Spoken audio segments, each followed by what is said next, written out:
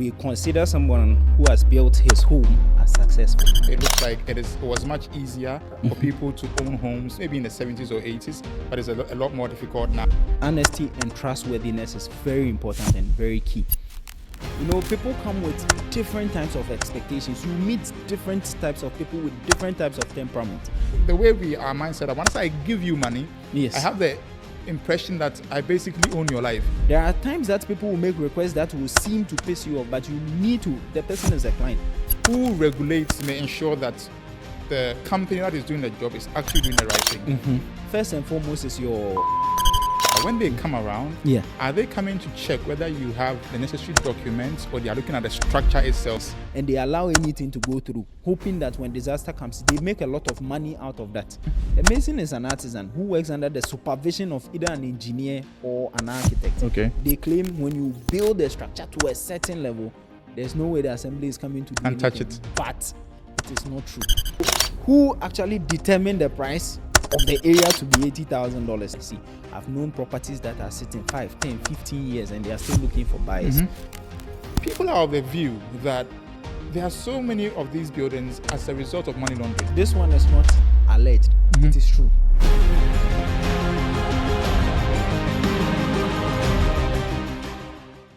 Hello again and welcome to another episode of the After 5 podcast. Today's discussion is going to be about construction, and I have with me the CEO of Sidan Associate and Partners to help us demystify some of the myths when it comes to construction. He is by the name Felix Tavia. Felix, welcome to the After 5 podcast. Hi, Kofi. Thank you so much for All right, so having me. Construction seems to be a space that we see a lot of people get into now. Yeah. I mean, anytime I drive around, I see construction going on, different construction companies with different names. Exactly. What is motivating this sudden, I would say, rise in the number of construction companies in the country? Okay. So on the first note, I would say it's not sudden, or I wouldn't say it just happened out of the blue. So I would want you to think about it in this direction. You know, in our country, or even in our parts of the world and the kind of culture that we have, we consider someone who has built his home as successful. Okay. So if you see the pure water seller, in as much as the person is making a meager amount, the person would want to put up their home. Also, when it comes to even professionals, people who are in the professional setting, when you are going on retirement, you would want to have your pension home or your dream home where you would want to stay after you have retired. So it's actually a quest to have that. That is driving what we are seeing now. And in the initial times or in the past times, most people did not have enough funds to be able to pursue that particular dream. But in our current times and in our current trends, people are making money in order to put up their dream houses. And also I'll add that landlords are actually disturbing a lot of tenants. Okay. So it's driving that market in that direction. Okay. Yeah. It's an interesting comment you made concerning now people have money. Yeah. Apparently, a lot of the youth, right? There's been a lot of conversations about the inability for us to be able to build homes. It's not just in Ghana, globally. Some people say that I've read some papers where it looks like it was much easier for people to own homes, maybe in the 70s or 80s, but it's a lot more difficult now. Maybe in the US, but I don't know about Ghana. So, and we look at the average salary of a Ghanaian. Yeah. And we look at how much it costs to put up a building, even the land cost and all of those things come in. So I would say it is quite an interesting statement that people have more money now. Is it that the 5%ers who have money are willing to build, for example, big apartments and rent out? People are willing to, build high skyscrapers and rent out, or on the average Ghanaian is making more money now and is putting that into construction? Okay, so let's take it from this perspective. You know, in the European countries, right, they went through different stages or different ages of their development. The industrialization age actually brought its own advantages. And Ghana is also going through that same process. All right. If you see currently, there are lots of investors influxing into the country. There's a lot of investors coming into the country. As compared to before, the number of people who had professional backgrounds to receive a certain kind of money was so small. But now we have a lot of people who are educated. We have the influx of investors who are making opportunities available for people to be employed. If you compare the employment rate, the number of people we had who were unemployed, maybe say in the early 2000s, as compared to now, our number has increased. So that particular gap, the number of people who have also been employed and the number of investors coming into the country has also increased. This has empowered people to be able to acquire lands, and also in acquisition of the lands, they have been able to in turn pursue the dream of having their own homes. I would want to say this. If you look at East Legon, for instance, in about a decade or two ago, you wouldn't have seen the number of developments you are seeing there. The developments are coming from investors as well as individuals. So people went abroad, they brought money. And when they bring money, they would want to employ people in the country. These people are in turn paid. The investors are also coming into the country. They take local labor or they employ the local talent and local skill. And these people are given the opportunity to make money. And once they make money, the most basic thing that comes into their mind is accommodation. So we have a lot of people getting jobs now. In as much as our number has increased, definitely unemployment rate would be on the high comparing to the olden times. But we have a lot of people who are employed now who also have money, and the investors are also there, as well as the people who went abroad and they are bringing money into the country. That's well noted. So you are the CEO of Sidan Associate and Exactly. Partners. Yes. Over the years, how has the experience been managing a construction company? And what is the future of construction companies? There are so many people who may be watching, may be interested in starting up a construction company, because you clearly made it clear that it is, I think, a place to look into, because now people have money to build. They have money and they want to invest in buildings. And one company cannot build all the houses. Yes, so we need a lot more people, maybe in the sector. And the thing is, how do you navigate being the CEO of a construction company? And where do you usually focus on? And if there are other opportunities that maybe you can advise other people to tap into, what would that be? Okay, so just like you said rightly, if you would want to go into the construction space, the first thing I would like you to look at is trust and honesty as a person. Yeah. Some others do focus on the money, but I'll say trust and honesty, because in my part, or the part of the market I hold, where we deal with a lot of individuals, even as well as even larger corporations, but we deal more with individuals. Honesty and trustworthiness is very important and very key. So let's say, for instance, you want to come into the construction space currently, and you have some funds or you have money to set up the business. Once you come into the business, I would advise that the business is not, that particular sector is male dominated. And if you joke, people will mess up with you, because we have artisans you would be working with, along with engineers, you would be working with architects and some other professionals. But if you are, aside being trustworthy and having that honesty, you need to have, how will I put this? You need to be a little bit strong-handed, because controlling all these people is not a joke, because you have timelines you are supposed to meet. You have people bringing up their own expectations during construction. People do make changes and all those things. You need to be strong-handed in order to control all these people that you are dealing with, from architects to site engineers. So you need to be strong-handed. And also, in addition to being strong-handed, you also need to learn how to manage people. So in as much as you are being strong-handed, there are certain instances where you have to be soft-handed. So the people management is a very key thing as a boss or as a CEO if you are looking to come into the construction space. There are times that you would have issues on the site, and the only resolution is for you to be aggressive. And there are times that you have to be as calm and be as docile as possible. So you need to manage and balance. So it means that as a CEO, you have to be very versatile. You don't have to be one way throughout. You have to be able to adapt to your people. And then I'm just, as you speak, I'm just thinking, so you have to manage your clients who are on the other side. Yes. You have to manage your employees as well. Yes. How does that work? Because you see, for example, if I'm paying you to build my house, Yes. all I'm focused on is that I get the best quality possible. Exactly. And, you know, the way our mindset, once I give you money, Yes. I have the impression that I basically own your life. You have to do what I'm asking you to do at all times.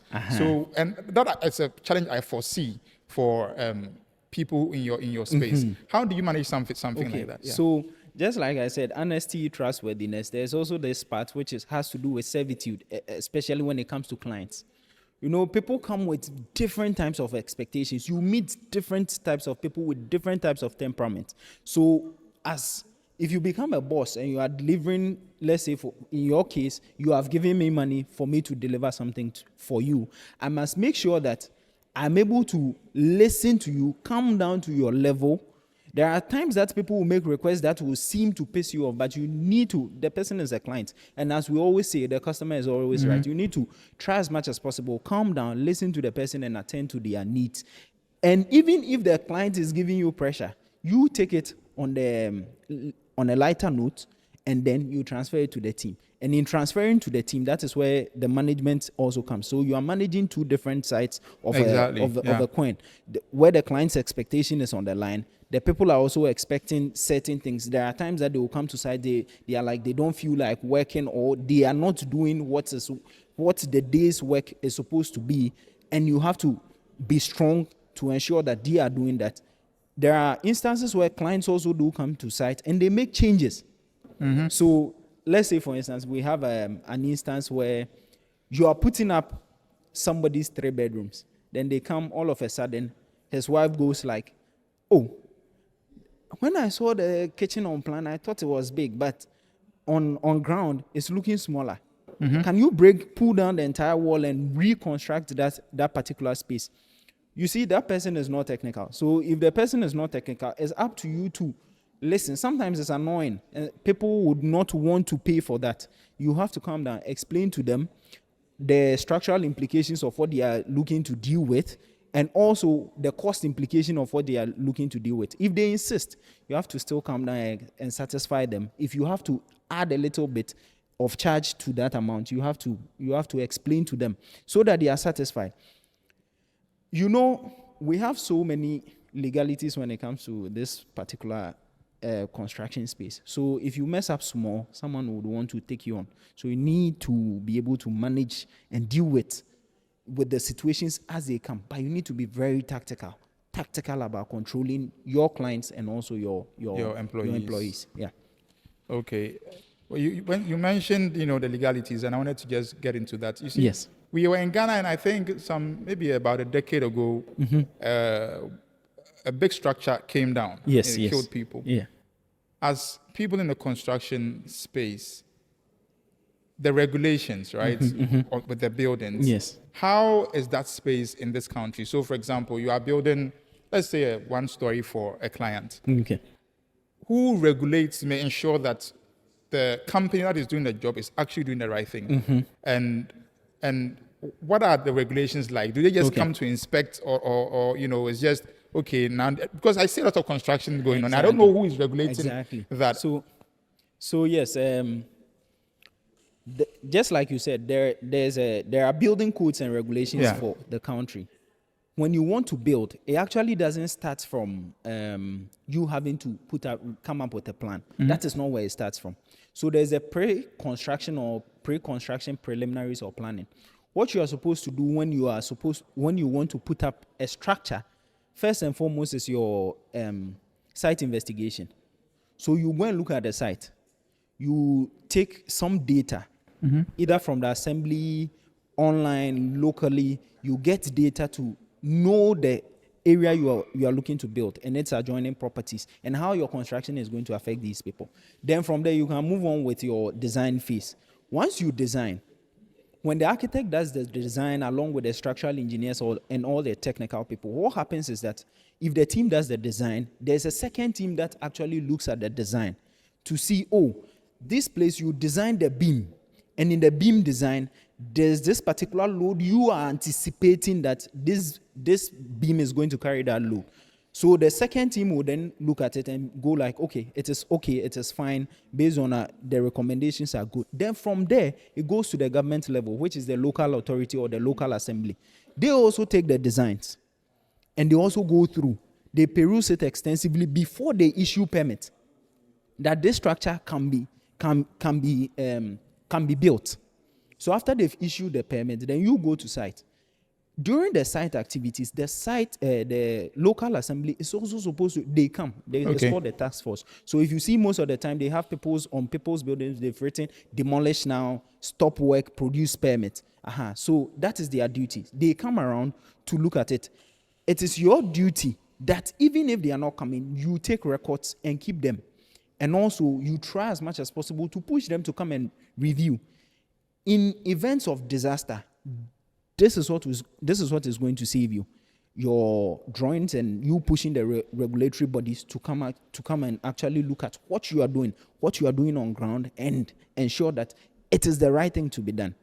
Okay. Yeah. So still on that, so the assembly or whoever, when they come around, are they coming to check whether you have the necessary documents, or they are looking at the structure itself to see whether it is fit for purpose? Okay.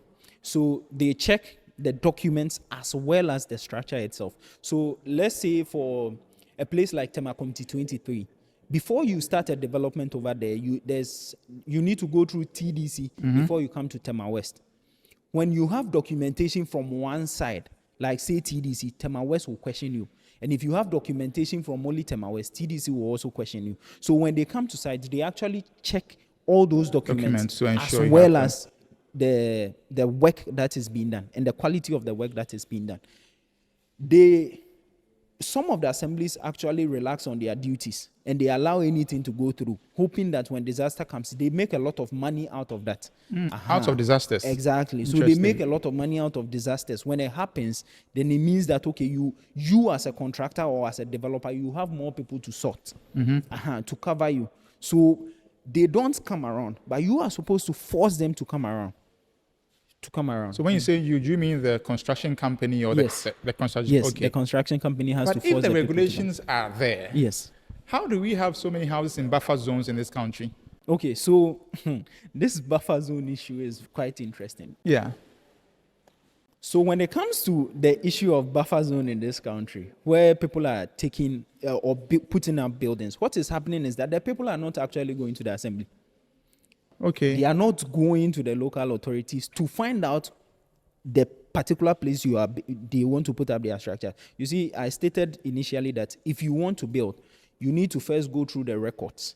You need to do, it's called the desk study, where you look at the records, either from the assembly level, the local level. You find where you want to situate the building. And if you don't do this, you wouldn't get to know that this particular area is a buffer zone, or it's been dedicated for probably maybe something in the future. The government is looking to do something there in the future. So these people are not going to the assemblies, and they are not doing the right thing, and they are putting up the structures. That is what is happening. That is interesting. And at the right time, I'm sure the government will strike. Because if you go through East Legon Hill, for instance, you see they just developed the new roads. I don't know if you know the terrain quite well, from Gate through to Police Land. When they were about to do the development, they broke down a lot of walls and they pulled down a number of properties. Wow. These are like illegal structures. And if you look along the Amrahia Dodoa stretch, which they are trying to dualize the road, there are structures they had to demolish. These are illegal structures. So when the time comes, they will strike. So do you suggest that there should be a lot more education on this? Because a lot of people may not know, so they just purchase the land from a chief, a family, and then they just start construction. Maybe with regular artisans, they may not come through a construction company like yourself to go through the right processes to ensure that where they are building the property is where the government allows them to build. So do you think that it's a lack of education, or people just are not, they don't care, they are not bothered by these things? Okay, so it's a two-sided coin. Some parts lack education, some have, but just are deliberate. They just decide that they will flout the rules. Okay. I've had instances where people come to our office and you tell them, this place that I'm suspecting is a buffer zone. Let's do the right thing. Let's check the records. They are like, you have to build or you have to design. You tell them, even if we design, you still have to get the permits before you can start the structure. And they neglect that and go ahead and contract other people. If you say you will not undertake the construction, they give it to other people to do it for them. Okay. So some know and some do not. And I think over the years, Ghanaians have been educated more. People are getting to be enlightened on some of these issues.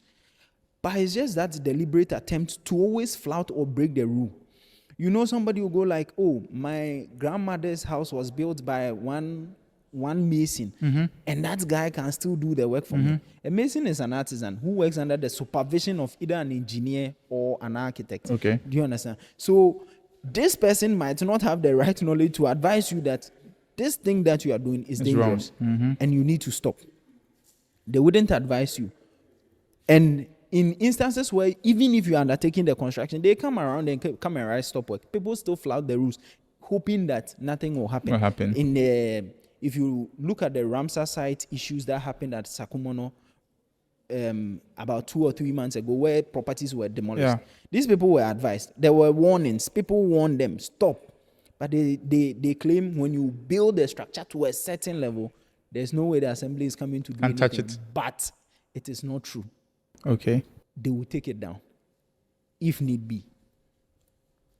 Okay. So still on that construction bit, as somebody who is in the space, you've built for a number of people. Yes.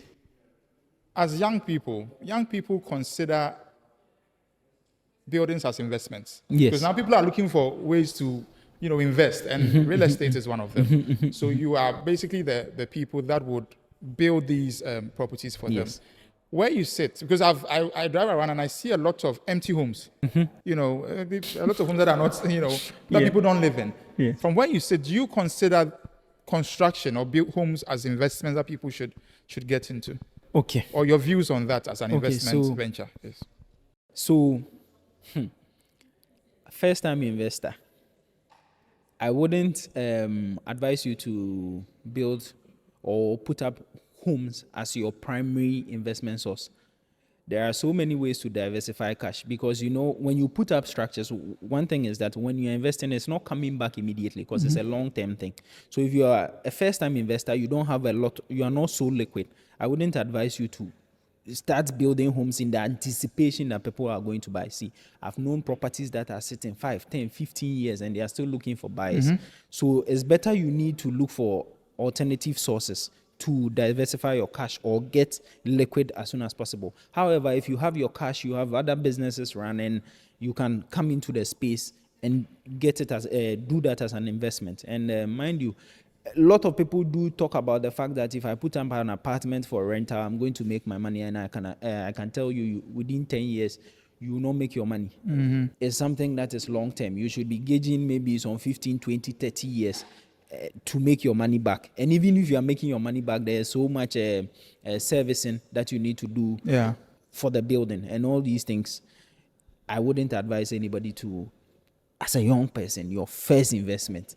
Unless you have so much money. Yes. If you have a lot of money, then you can. Yes, if you have so much money, then you can come into the space. If you are looking to come into the space and your money is small, what you can do is probably maybe buy land and flip it. Okay. And even that one comes into its own related issues. Yeah. Okay, that's interesting. So let's go into you as a person and your company. So what got you into this business? Okay. All right. So what brought me actually into this space was, I have done businesses, and coming into the construction space was, I would say, by an accident or sort of, because I wouldn't say accident. Maybe it's not the right time to actually qualify the incidents or how it happened. So I was into logistics and courier. And after the COVID era, we made good money from the logistics and courier area, but there were so many people entering because it's a low barrier entry business. So I began to think, what is the next thing for me? So it led me into learning more about construction and development, had to school and learn more about what people need. And that is where I understood that even the pure water seller is looking to build his home. As much as the bank, if the bank is looking to expand, the first thing they look at is building. Church happens in building. People want to cry, they want to go into building.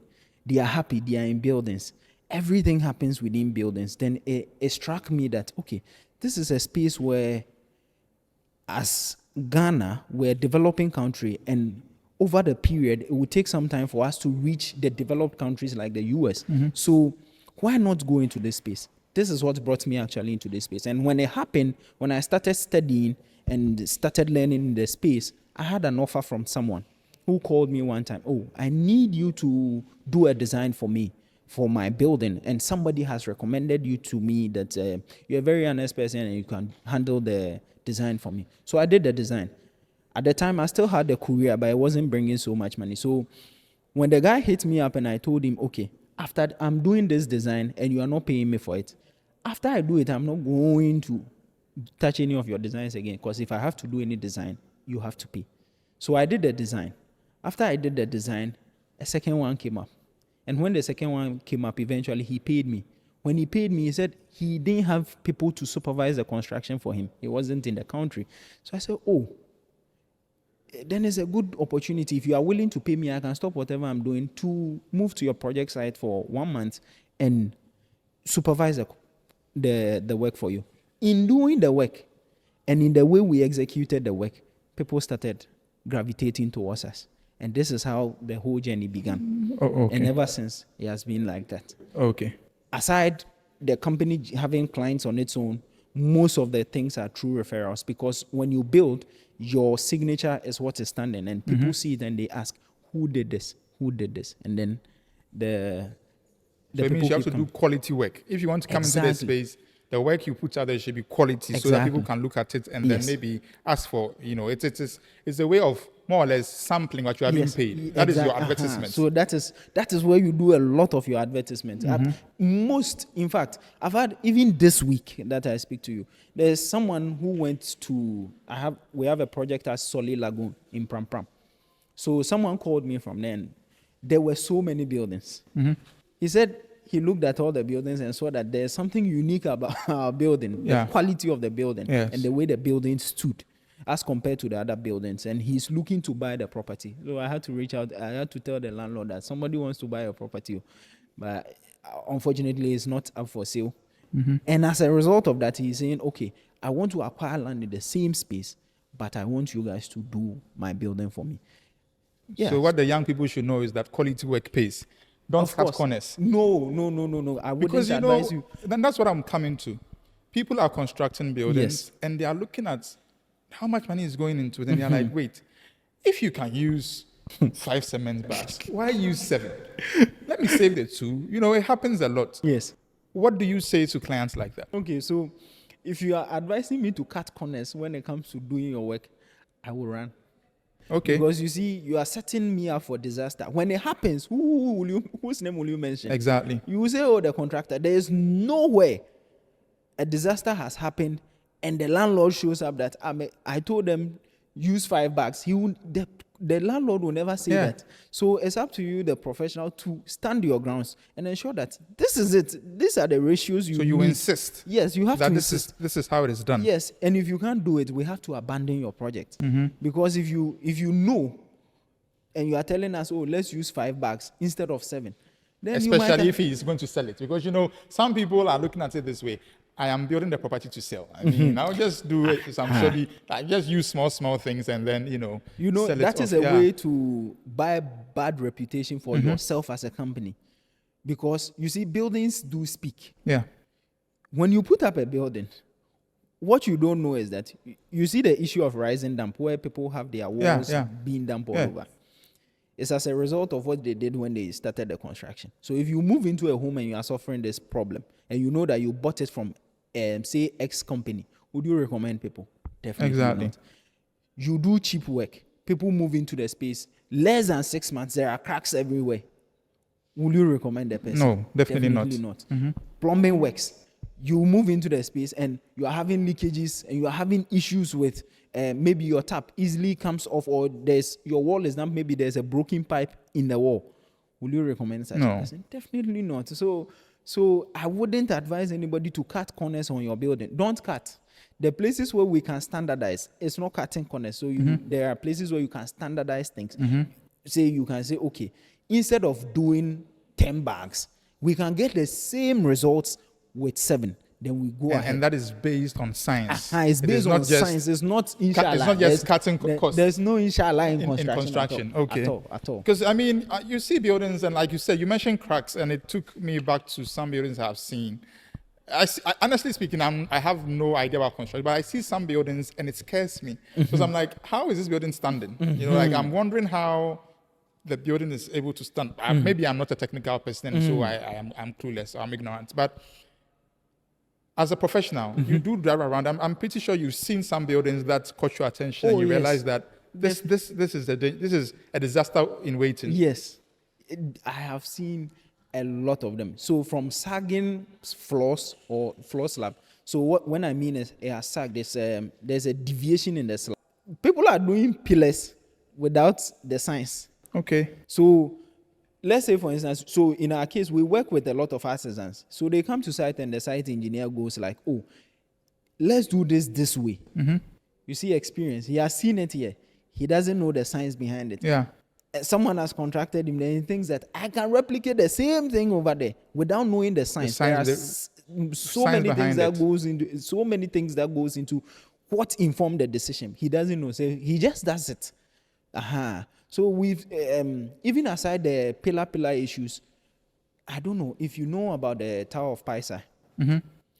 You get to realize that after they did the construction, this is Europe. The tower tilted at an angle of almost 5 degrees.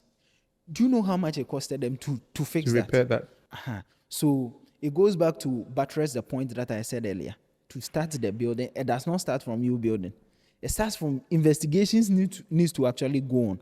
And in Accra, we have a lot of clay lands. When the clay land, what clay does to buildings is that, or does to your foundation is that it causes a lot of differential settlements. It puts you at the risk of differential settlement. You have people who advise you Could you throw more light on different, because I mean, we don't know. Differential settlement, if you could. Differential settlement simply has to do with, the building, it has loads in it. And the loads needs to be distributed evenly to the soil. Okay. So that your building can stand. So differential settlement will be different parts of the building are setting at different times. Okay. So you see the left has bojo, the right is still standing. So the clay under the ground will move. Okay. After you have put up all the loads on it, it will move. Then you see that the building one side has it leads to a lot of cracks. You see a lot of vertical cracks in your building. It may even collapse. I mean, that's... So in certain instances, you have the building, you'll be there, then boom, then the building just comes down. I saw that someone happened in Nigeria, I think, a couple of years ago. Yes, even that one, the site engineer and almost everybody was on site, and it happened though. I haven't read the investigations regarding that particular, but it's something that happens, and I wouldn't want to visit site and die on site. Of course. I would want to visit site and come back. So whatever needs to be done to ensure that, okay, my foundation is correct, the columns are correct, the slabs and the beams are all correct, I would have to do that. Because at the end of the day, when somebody's building collapses and you happen to be the contractor, it is not a nice place to be at all. Because if you see the amount of investment that has gone into that, and you have to cough it up. Where did you get it from? You collapse your company. And this is for the young, up-and-coming people who want to get into the business. Yes. What Felix is saying is that you don't cut corners. Because at the end of the day, whatever it is that you leave standing is your legacy. That is what shows the kind of work you would do. And it is important that you do right by yourself, not just your clients. Yes. That is a very insightful comment. But I was wondering, do you think that we have a housing crisis in this country? or that our housing is okay? I mean, is there housing crisis in Ghana from where you sit? Housing crisis, you might have to throw more light on that. Is it that housing crisis as in we are having challenges putting people in build houses? Yes. Oh, housing crisis here. I think worldwide, we still have there's a huge gap. Okay. Yeah, because we are giving birth almost every single time, and the populations keep is increasing, It's especially if you exponential, look at yeah. Ghana. About I think when did they do the census, population census? 2010. 2010, yes. 2010 we were around 20 something million, Yeah, 20, or less yeah. than, and now we are 33. Yes. So 10 over 10 million people about in 13 addition. in addition. So the housing crisis is something that is there. Okay. That is what I wanted you to. So, but you realize that the prices on our houses, in my opinion, Yes. personal opinion, they are insane. Yes. Because if we have the homes, right? For example, initially Yes. we mentioned that there are so many empty homes, empty houses. Yes. Is it that investors want to have some huge profits, and that's the reason why they don't give out their houses, and some of these houses are empty? And so, yes, there might be a deficit, but I mean, we have to go and live, I don't want to mention any area, but very far from where you work because you can't afford to rent a space in, for example, the central parts of Accra. What is your view on that? Is it that people who invest in real estate are looking for extremely high profits, and Yes. for which reason they will not give out their buildings or sell their properties at prices that are more affordable? Reasonable. Yeah. Yes. So this is driven by greed. Okay.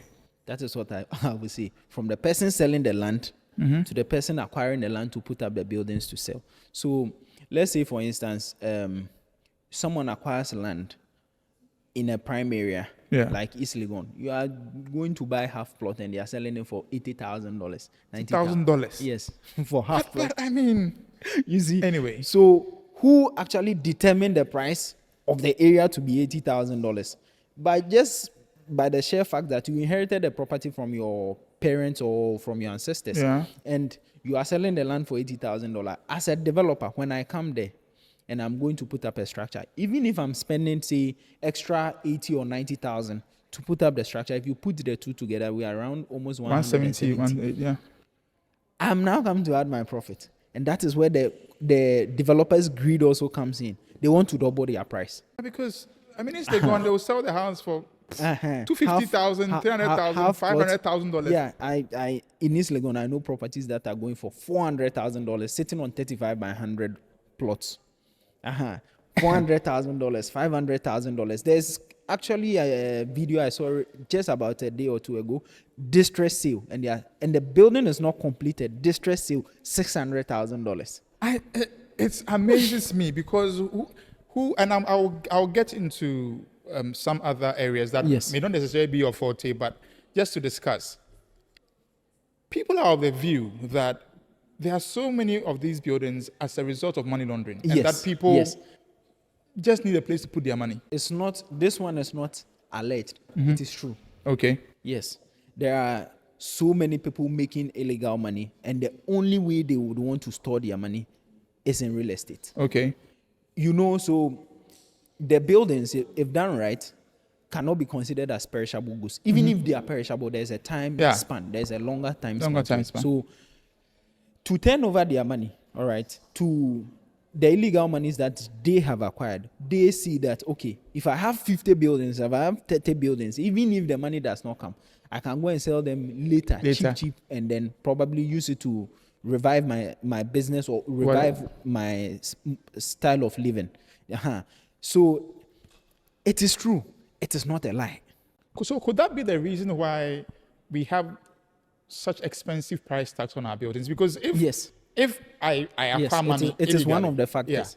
Yeah, and then I have put up a property, I'm not in a hurry to sell it. I'm okay. So I'll give you a price that you can't buy. It would deter you. Yeah, it would deter you. And then it would deter you. I see. Yeah. So it is true. It is true. So they are not in a hurry to sell the property because that is not where their money is coming from. If you happen to be a real estate developer, of which I know some genuine real estate developers, they are in a hurry to get the building off because their cash is locked. And they need to get the money for the next project. But there are the gurus also in the industry who are not don't in a hurry. rely. This is not their primary way of making money. So, still on Sidan, what are some of the challenges you encountered, when you were setting up for, young people who would also want to get into the business? What are some of the main challenges? I know that systems are important. You need to build systems. But what are some of the challenges that you have encountered so far? Okay, so there are challenges and we encounter them day to day. Yeah. But one of the most When setting up, I mean, Yeah, like in the setup stages, it has to do with people, the people you get to work with. Everybody has their own vision, and just like you said, working with young people, they are not so focused. They are looking for easy ways to make money quick. Nobody wants to go through the process system, and make genuine money. Go So through that the is mill. one of the biggest challenge I am still even having. That the people, The are not human focused. resource. The human resource. Aside that, the quality of the human resource is quite alarming. You see people coming out of school, and you are getting to work with them, and you are expecting a certain level of delivery, even if they have job experience. You get to realize that but you are a civil engineer. You are an architect, so I'm expecting much certain standard. Yeah, I mean, a certain standard and a certain way of work. Yeah. But you get to realize that it is as though they haven't even stepped in the classroom before. So that is one of the key things. The people you get to work with.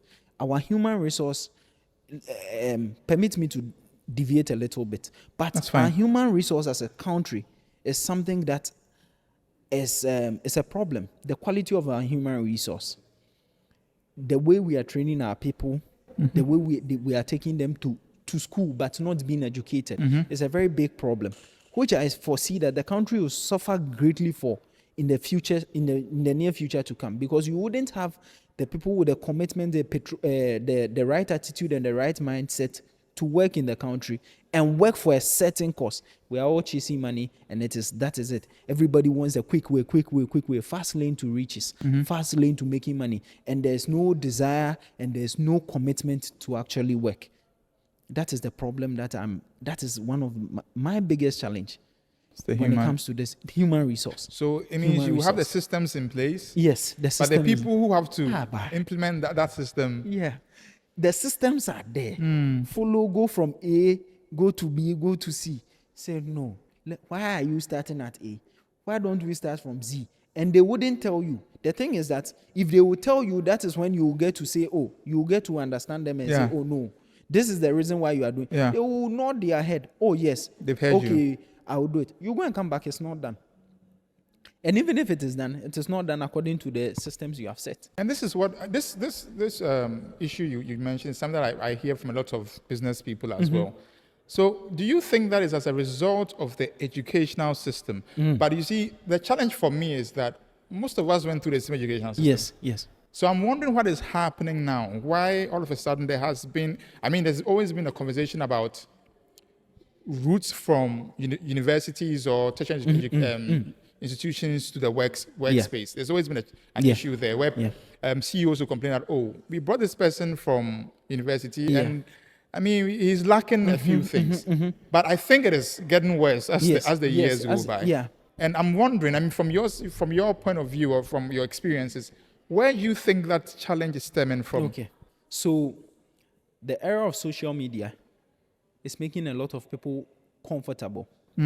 There's so much information available that they think that with a click of a button, they can get the information, so they've relaxed. So most people are not working on personal development. So I've gone to school, all right. I've gone through the school, have my degree and all those things. But as a person, you need to work on a personal level to develop yourself. And you need to have a certain vision of how you see yourself in, say, a number of years, even if it is 5, where you want to see yourself in 5 years. Most people don't do that. They are just moving through life day by day, hoping that something will happen, a miracle will happen. Boom. But it doesn't happen that way. So it doesn't happen that way. So I would advise people that if you really want to see something in your life, you have to work towards it on a personal level. You need to develop yourself as an individual. You need to learn. Because as human beings, we don't choose to grow. No.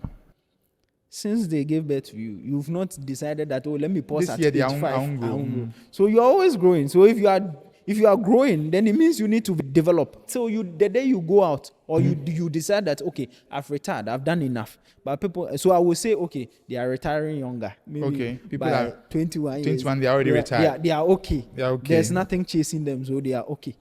Interesting. Okay, so my next question is about still on the homes. There are lots of young professionals in the country. Some of them, doctors, lawyers, farmers, whatever profession that we have. What is your advice? Do you think that in building a home, because I had this debate with somebody about should you buy a home, right, or should you build a home? And that's the debate that people always have. People say, okay, no, I'll just buy. It's easier. You just buy. Some people to feel like, no, let me build it to my own specifications so that maybe it might even be cheaper. So from where you stand, because at the end of the day, whether you buy or you build, it was built. Because when you're going to buy, it was built by somebody. Yeah. But you're just going to buy it outright from somebody. So I'm just asking, for a young person who wants to acquire a home, would the advice be to buy or to build? Okay. So I've had this question on a number of platforms, and my response will still remain the same. When it comes to buying or building, right, it depends on certain conditions surrounding the decision to either buy or to build. Someone will be like, oh, I have the money. I don't want to go through the stress of now going to find my land. Yeah. I don't want to lose the time value of the money. So if a building has been put up in, say, Jolu, why don't I quickly get it and then move in? I have a limited time to move in. So that person will decide that they are going to buy. And then there's the other side where you want to develop the building or build the house to your taste, to your specifications. So you want to go through the process. You don't have enough funds, but you want to put up the building. You come up with your specifications, designs, and everything, and you go through the process day by day or stage by stage.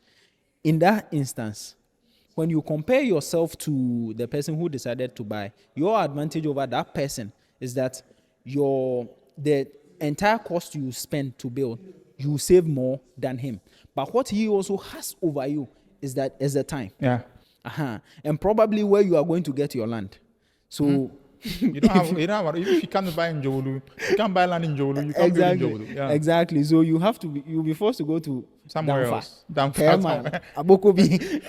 Interesting. So the advice here is that even if you are deciding to buy, you just need to do due diligence. If you are deciding to build, you need to do due diligence. Whichever option whichever decision you are going to make with these options, you need to do due diligence. Due diligence before you buy, due diligence after you buy. And if you are going to put up the home by yourself with a construction team, you need to just do due diligence and ensure that you don't break down. You don't have. So I wouldn't select.